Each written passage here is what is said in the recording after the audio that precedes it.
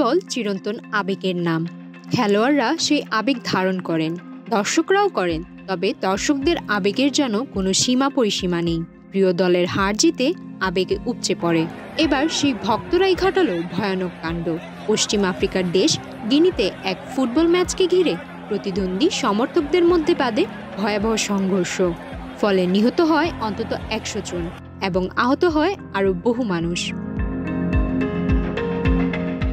স্থানীয় সময় রোববার ১ ডিসেম্বর গিনির দ্বিতীয় বৃহত্তম শহর এনজের করে একটি ফুটবল ম্যাচে সমর্থকদের মধ্যে এই সংঘর্ষের ঘটনা ঘটে।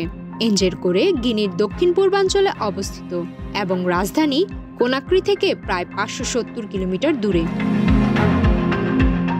জানা যায়, খেলা চলাকালীন রেফারির একটি সিদ্ধান্তকে ঘিরে সমর্থকরা প্রথমে মাঠে ঢুকে পড়ে এবং পরে আক্রমণ চালায়। সোমবার এক প্রতিবেদনে এই তথ্য জানিয়েছে বার্তা সংস্থা এএফপি। স্থানীয় চিকিৎসকরা জানান, সংঘর্ষের এই ঘটনায় প্রায় ১০০ জন মারা গেছেন এবং স্থানীয় হাসপাতাল ও মর্গ লাশে পরিপূর্ণ হয়ে গেছে। হাসপাতালের যেখানেই চোখ যায় কেবল লাশ আর লাশ। অনেক লাশ করিডোরের মেঝেতেও পড়ে আছে। মর্গ পুরো ভরে গেছে। এদিকে প্রত্যক্ষদর্শীরা বলছেন, ক্ষুদ্র বিক্ষোভকারীরা এনজেরকোরের থানায়ও ভাঙচুর ও আগুন ধরিয়ে দেয়।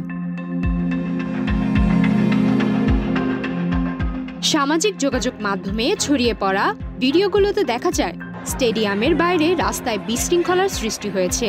অনেক মানুষ দৌড়ে পালাচ্ছেন এবং বহু মানুষ মাটিতে পড়ে আছেন। তবে তারা মারা গেছেন নাকি আহত হয়েছেন তা নিশ্চিত হওয়া যায়নি। স্থানীয়দের ধারণা, শতাধিক মানুষ মারা যাওয়া ছাড়াও আহত হয়েছেন আরও অনেকে। স্থানীয় মিডিয়া বলছে, রোববারের এই ম্যাচটি গিনি জান্তা নেতা মাদাদি দাম্বুরার সম্মানে আয়োজিত একটি টুর্নামেন্টের অংশ ছিল। মাদাদি দাম্বুরার ২০২১ সালে সামরিক অভ্যুত্থানে দেশটির ক্ষমতা দখল করেন এবং পরে তিনি দেশের প্রেসিডেন্ট হন। জানা যায়, আগামী বছরও প্রেসিডেন্ট নির্বাচনের লড়াইয়ে নামবেন মাদাদি দাম্বুরার। তার আগে মাঝে মধ্যেই দক্ষিণ আফ্রিকার এই দেশটিতে ফুটবল ম্যাচের আয়োজন করেন, কিন্তু সেই প্রীতি ফুটবল ম্যাচই রণক্ষেত্রে পরিণত হলো।